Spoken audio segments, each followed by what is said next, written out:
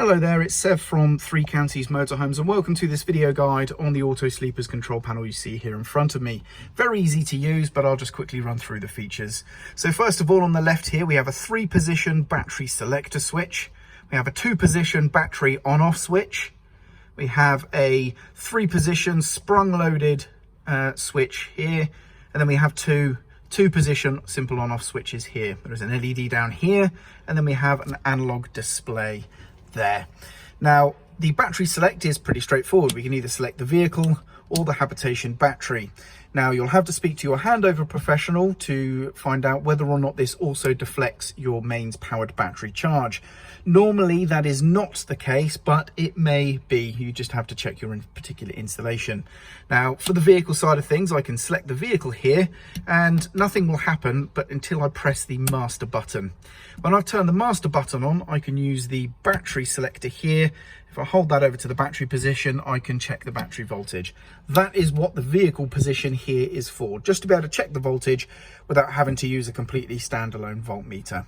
Otherwise, for all other operation, you're always going to choose the habitation battery, and then you turn your master on. So these switches, this one here, here, and here, these are the opposite way. Normally you flick a switch down to turn it on. This is the opposite way. You press up, and it will expose a red section. So basically, if you see a red exposed part of the switch, that means the switch itself is on.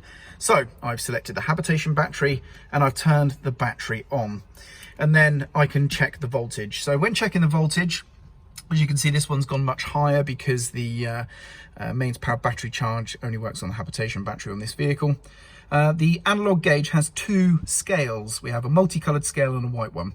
The multicolored scale at the top is labeled battery. That's the one I'm looking at, so I can see it's well in the green section there. Okay, but we can hold this switch over to the water position, and the needle is now going to reference the bottom part of the gauge, the bottom scale, which is for the water tank level. And as you can see, we're about just under 3/4 full on the water tank there.